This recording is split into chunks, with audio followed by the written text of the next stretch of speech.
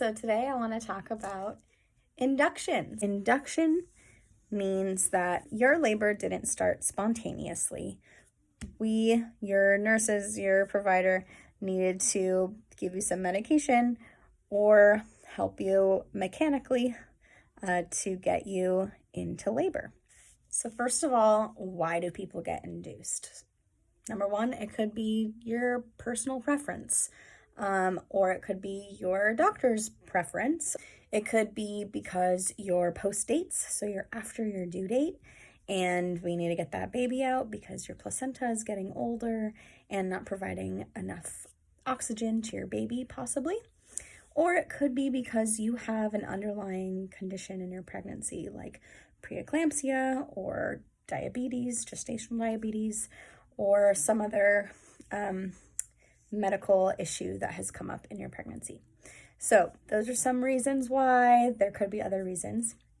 And next, I want to talk about how we get a baseline for you being induced. So upon a vaginal exam, we check for your dilation, your effacement, the station of the baby's head, how soft or firm your cervix is, and also the position of your cervix. So all of these factors come into play and give a score called a Bishop score.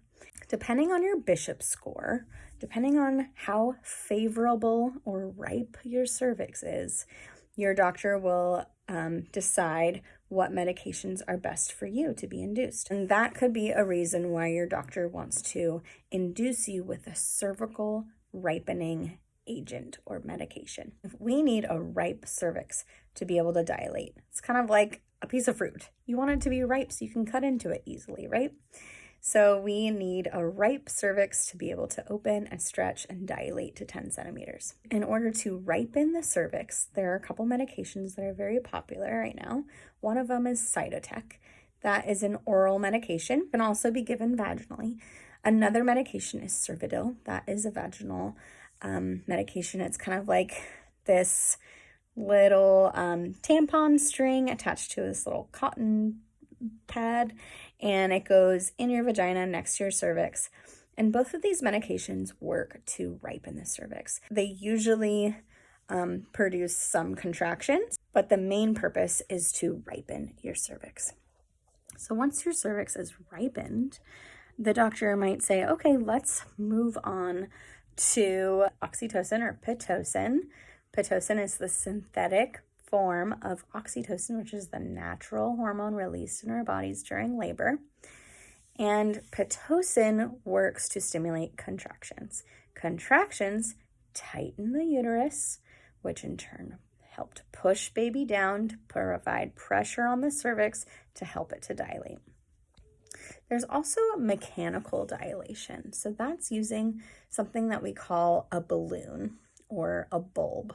Foley bulb or balloon, Cook balloon. These are some other names for basically this tube that goes in through your vagina up into your cervix, and then we inflate the balloon with saline, and it provides pressure against your cervix to mechanically dilate. So sometimes we use medication along with this, but the balloon itself will provide that pressure upon your cervix to help it to dilate.